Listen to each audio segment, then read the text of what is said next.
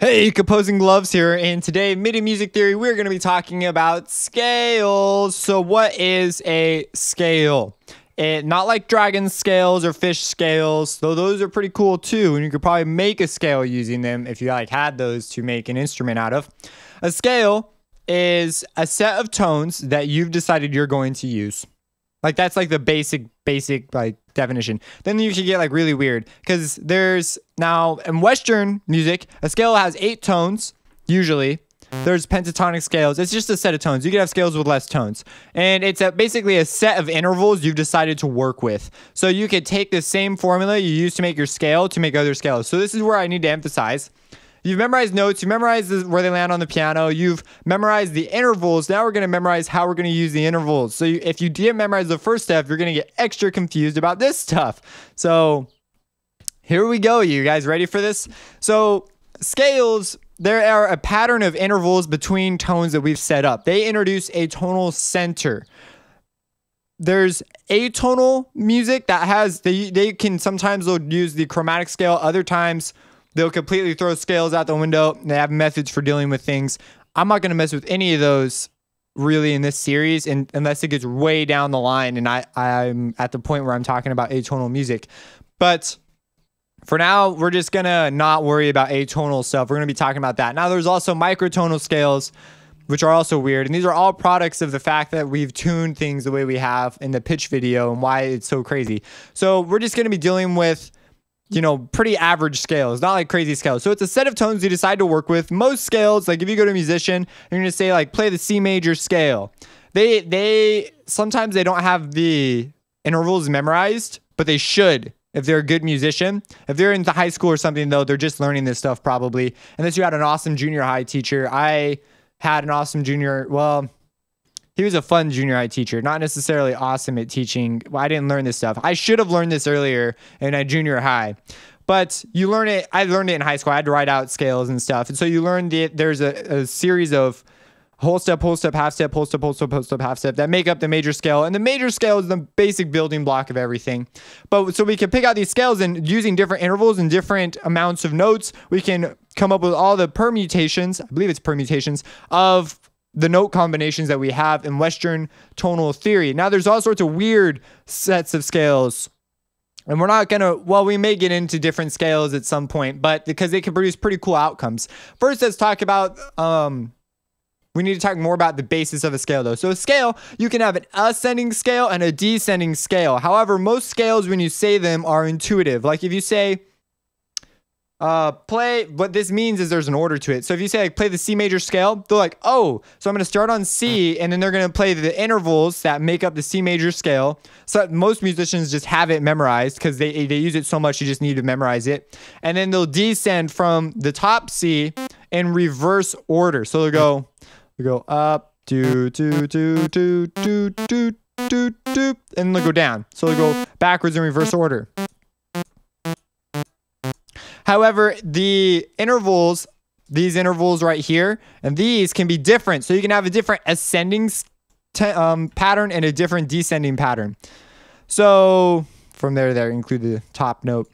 So what this means is there are some scales like melodic minor where people know that this pattern going up will be different than the pattern going down.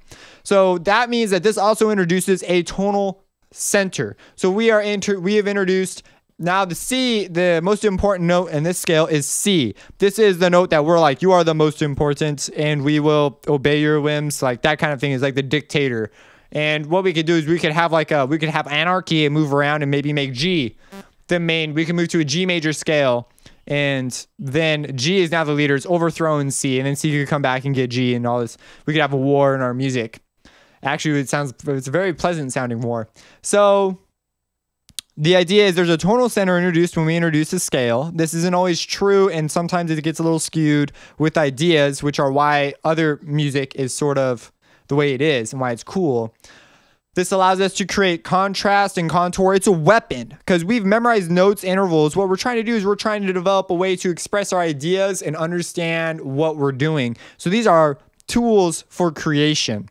Now, scales when we introduce them in patterns, so this is a general pattern. You're going to learn some basic, sets of intervals, stuff that every musician knows, or at least should know. They should all know their three types of minor scales, the modes to those scales, and they should first and foremost learn all their major scales. Like everyone learns the major scale. So one other note about scales real quick. Let's talk about sets of scales. So you can have that like I just showed you. So they're like standard repertoire scales, and then you can play, like for example, one time I wanted to play this set.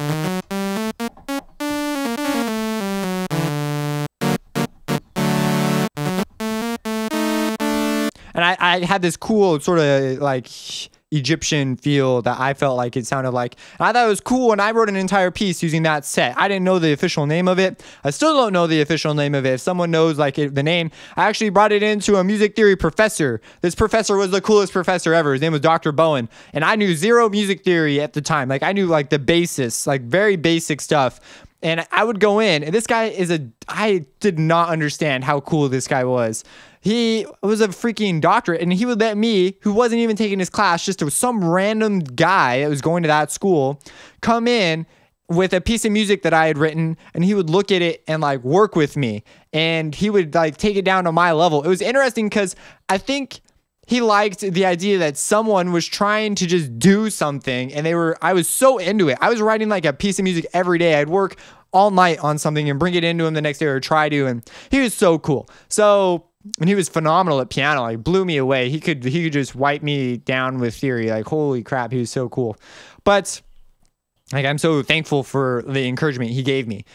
I brought him this scale though, because I was writing this orchestra. One thing about me was I had finale, and I knew that if I put notes on the staff, I liked it so much that I would sit there, and even though I knew zero music theory, I would just move notes until I got what I wanted, because I'd write out a melody of some kind, and then I would write out, it was bad. Like learning theory was like someone was handing me gold, because I was so excited that like now I could just look at it and know what note was wrong, and I could just move it, and I could then manipulate. Like it helped me so much.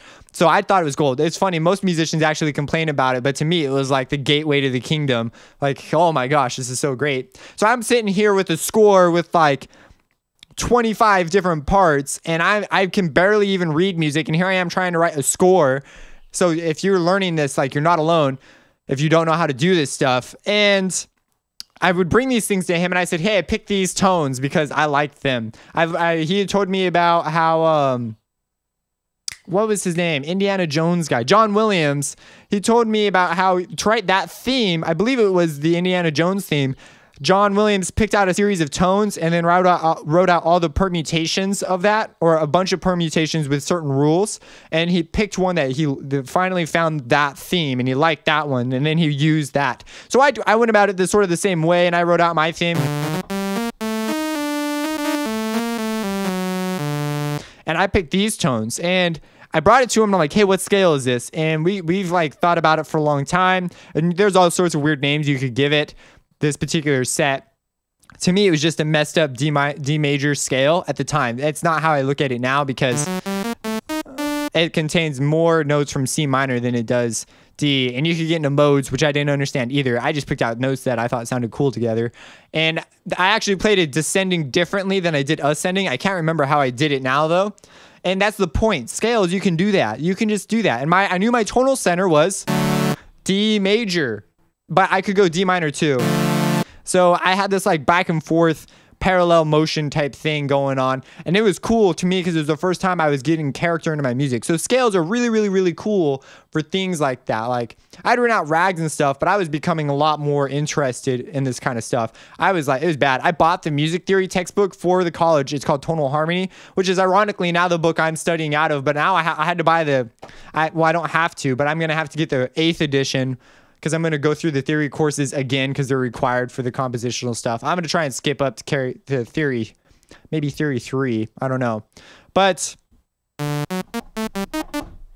yeah, really cool. I just wanted to tell you about scales. You heard a little bit about me. So Yeah, I was crazy. I wanted to learn this stuff so bad. So I am totally for just putting this info out here. All the places I looked to learn theory wanted me to pay money. And there are lots of good YouTube videos out there now for learning theory, but then I always feel like they leave crap out. Like they just assume you know something, and they're not usually written in a series, or if they are written in a series, they usually skip something and then they don't add it in when someone suggests it, and I'm like, "Oh my gosh." So I want to try and hopefully fix the deficit. If you have any questions about scales, the main idea is they introduce a tonal center and you have a certain set of notes. There are scales with 5 notes.